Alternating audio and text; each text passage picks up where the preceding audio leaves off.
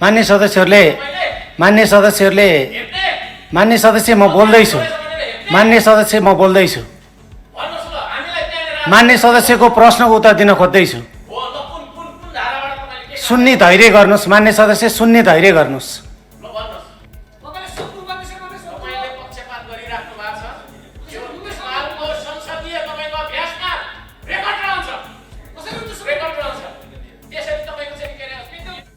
देखाए अनुसार नियुक्ति हेरफेर र कार्य विभाजन गरी मिति 2083/2/26 गते मन्त्री परिषद गठन गर्नुभएको बेहोरा अनुरोध गर्दछु।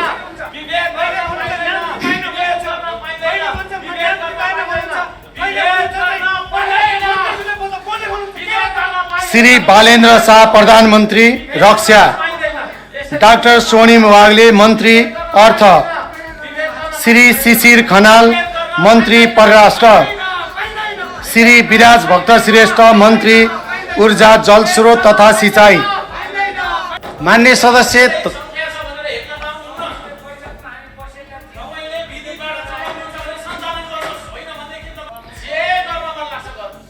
सदस्य हर्क साम्पाङ, यो हर्कराज राई, यो सदन हो, यो प्रतिनिधि सभाको उच्च एउटा यो सभा हो।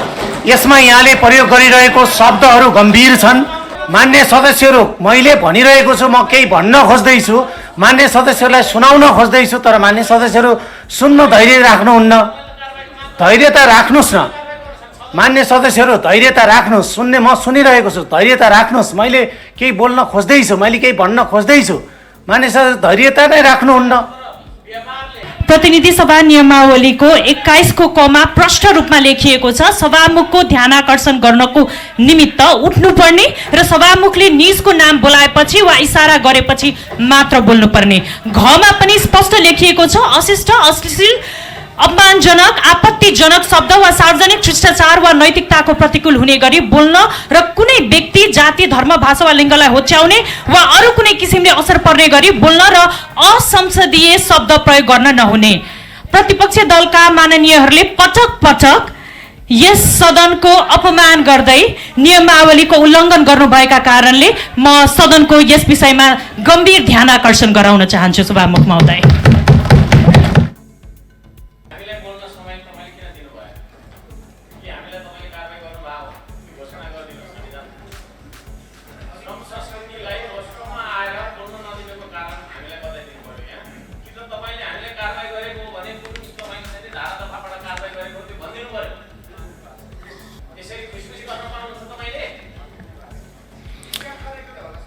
मान्य सदस्यहरू,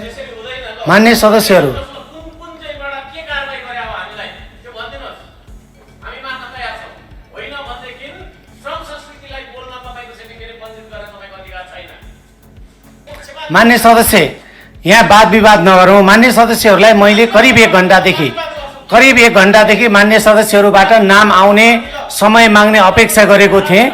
मान्य सदस्यहरूले समय माग नगर्नु भएकोले मान्य सदस्यहरूले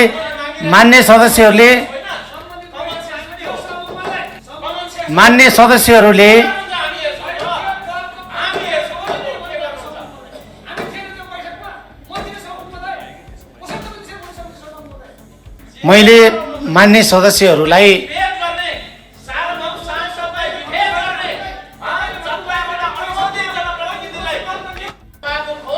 मान्य सदस्य एकहोरो बोलिरहनु भएको छ। मान्य सदस्य हर्कराज राई, तपाईँ निरन्तर एकहोरो बोलिरहनु भएको छ। म केही भन्न खोज्दैछु, धैर्य गरेर सुन्नुहोस्। मान्य सदस्यहरू,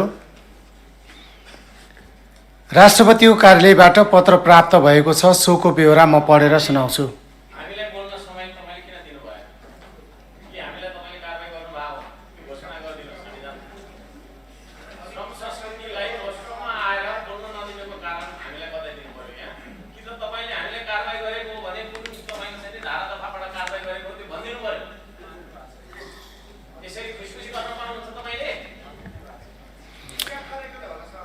मान्य सदस्यहरू,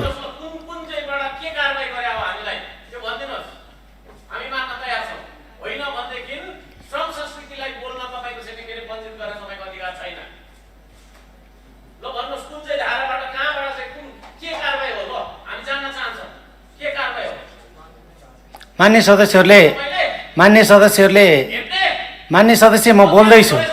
मान्य सदस्य म बोल्दैछु। मान्य सदस्यको प्रश्नको उत्तर दिन खोज्दैछु। सुन्ने धैर्य गर्नुहोस्। मान्य सदस्य सुन्ने धैर्य गर्नुहोस्। मान्य सदस्यहरूले समय माग गर्नुभएको छ। मान्य सदस्यहरूले कहाँ समय माग गर्नुभयो? मान्य सदस्य सुन्नुहोस्। मान्य सदस्य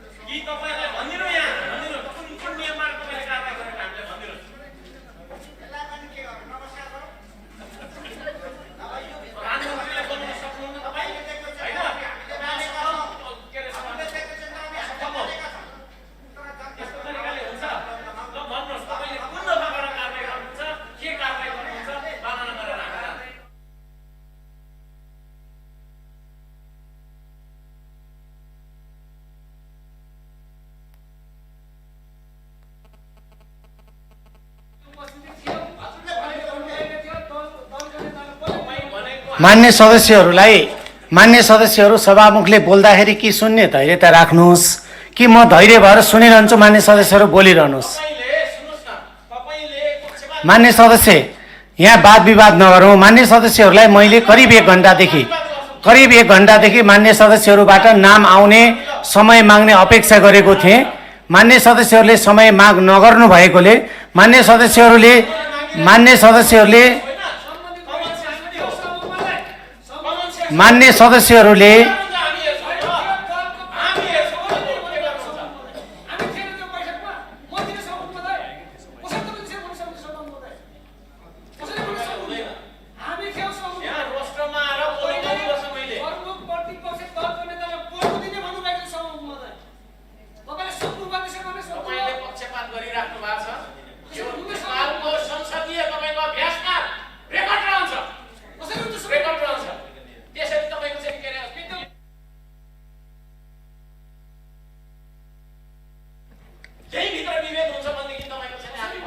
मान्य सदस्य रिमा विश्वकर्मा किन उठ्नु भएको छ?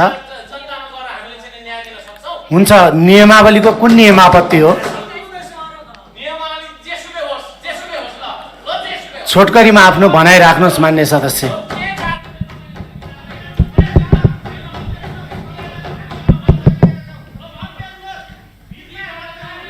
सम्मानीय सभामुख महोदय,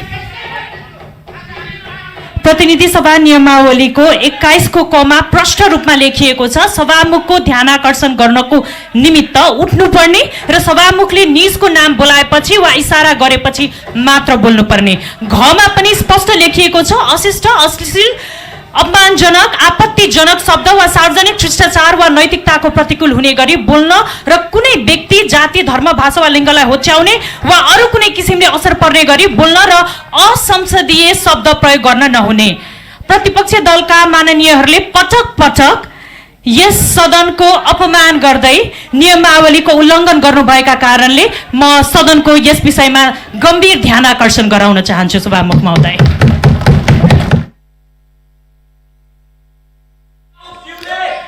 मान्य सदस्य बस्नुहोस्।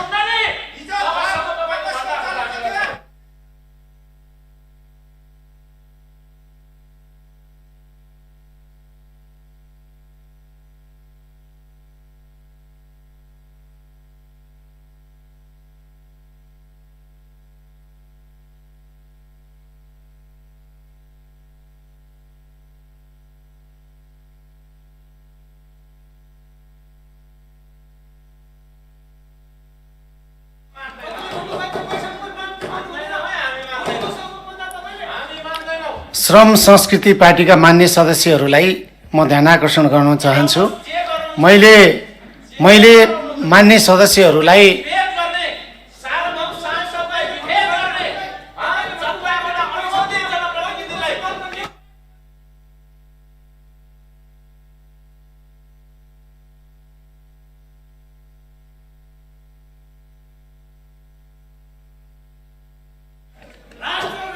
मान्य सदस्यहरू, मैले के भन्न खोज्दैछु सुन्ने धैर्य गर्नुहोस् न। मान्य सदस्य एकहोरो बोलिरहनु भएको छ। मान्य सदस्य हर्कराज राई, तपाईँ निरन्तर एकहोरो बोलिरहनु भएको छ। म केही भन्न खोज्दैछु, धैर्य गरेर सुन्नुहोस्।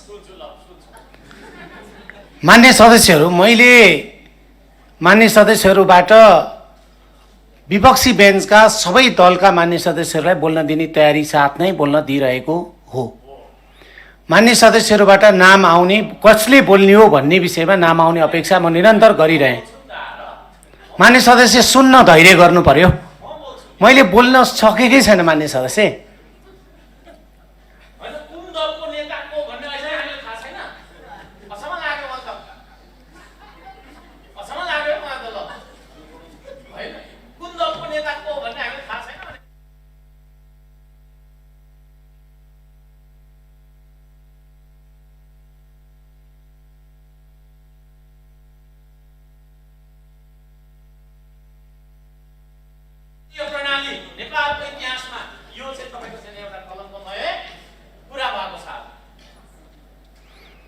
मान्य सदस्यलाई मैले अहिले पनि मान्य सदस्यले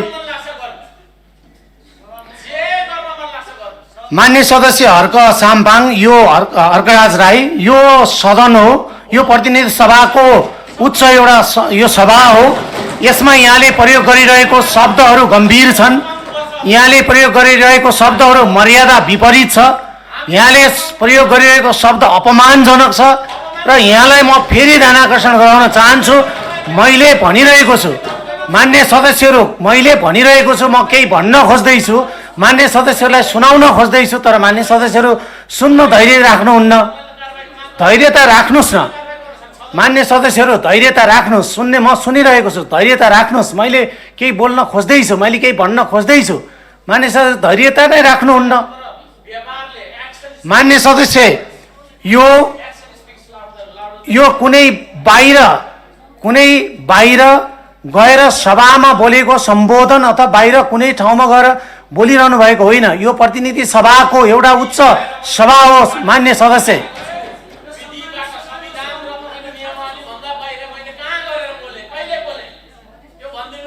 मान्य सदस्य, मैले केही बोल्न खोज्दैछु। मान्य सदस्य सुनिदिनु पर्यो। मान्य सदस्यले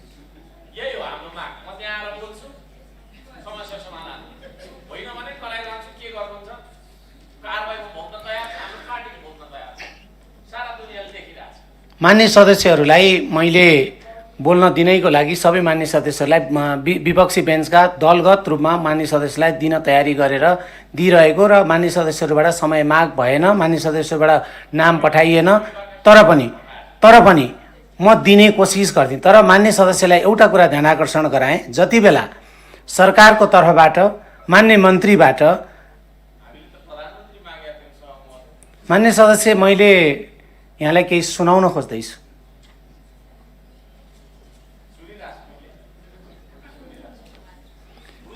मान्य सदस्यले निरन्तर विरोध गर्नुभयो र मान्य मन्त्रीबाट सरकारको तर्फबाट सम्बोधन गरिरहँदा, सरकारको तर्फबाट आफ्नो मन्तव्य राखिरहँदा मान्य सदस्यले निरन्तर बोलिरहनु भयो र निरन्तर विरोध गरिरहनु भयो। यसको अर्थ स्पष्ट के बुझिन्छ त भन्दा मान्य सदस्यले रोस्टममा गएर बोल्ने तयारीमा हुनुहुन्न भन्ने कुरा स्पष्ट सभामुखले बुझ्यो। त्यसकारणले म आज मान्य सदस्यहरूलाई समय दिन सक्दिनँ। त्यसकारणले सभा अगाडि बढाउन चाहन्छु। मान्य सदस्यहरू, राष्ट्रपतिको कार्यालयबाट पत्र प्राप्त भएको छ। सोको ब्यौरा म पढेर सुनाउँछु। सम्माननीय प्रधानमन्त्री श्री रामचन्द्र पौडेलले सम्माननीय प्रधानमन्त्री श्री बालेन्द्र शाहज्यूको नेतृत्वमा सम्वत 2082 साल चैत्र 13 गते गठित मौजूदा मन्त्री परिषदमा सम्माननीय प्रधानमन्त्री ज्यूको सिफारिसमा नेपालको संविधान बमोजिम देखाए अनुसार नियुक्ति, हेरफेर र कार्यविभाजन गरी मिति 2083/2/26 गते मन्त्री परिषद गठन गर्नुभएको बेहोरा अनुरोध गर्दछु।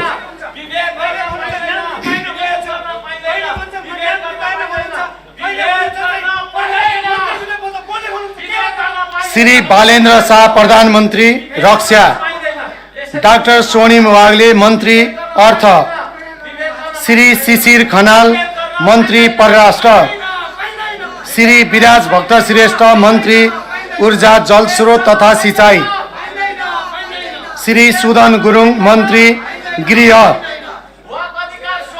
श्री सुनिल लम्साल मन्त्री पूर्वाधार विकास, श्री शोभिता गौतम मन्त्री कानुन न्याय तथा संसदीय मामिला, श्री महावीर पुन मन्त्री विज्ञान प्रविधि तथा नवप्रवर्तन,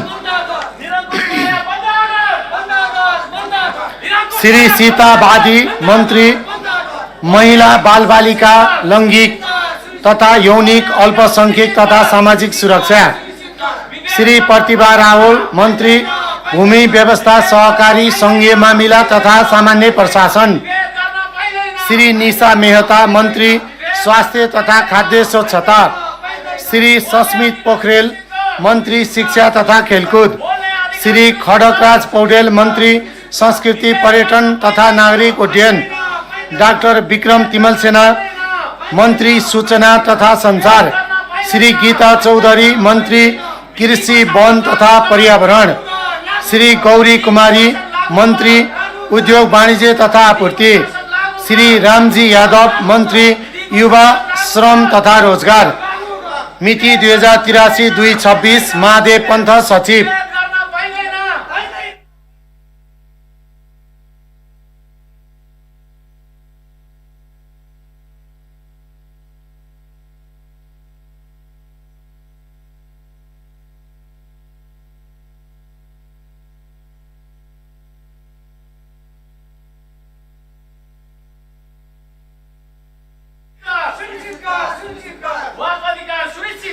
मान्य सदस्यहरू, प्रधानमन्त्री तथा मन्त्री परिषदको कार्यालयबाट पत्र प्राप्त भएको छ।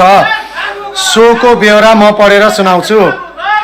युवा श्रम तथा रोजगार मन्त्री माननीय रामजी यादव स्विजरल्यान्डको जेनेभामा आयोजना हुने 114औं अन्तर्राष्ट्रिय श्रम सम्मेलन र गभर्निङ बडीको 357औं सेसनमा सहभागी हुन सम्म 2083 साल जेठ 23 गते त्यसतर्फ प्रस्थान गर्नुभएकोले उहाँको अनुपस्थितिमा उहाँले सम्हाल्दै आउनुभएको युवा श्रम तथा रोजगार मन्त्रालयको कार्यभार सम्माननीय प्रधानमन्त्रीज्यूबाट उद्योग वाणिज्य तथा आपूर्ति मन्त्री माननीय गौरी कुमारीले सम्हाल्ने गरी तोक्नु भएको बेहोरा अनुरोध गर्दछु। मिति 2083-225 सुमनराज अरियाल मुख्य सचिव।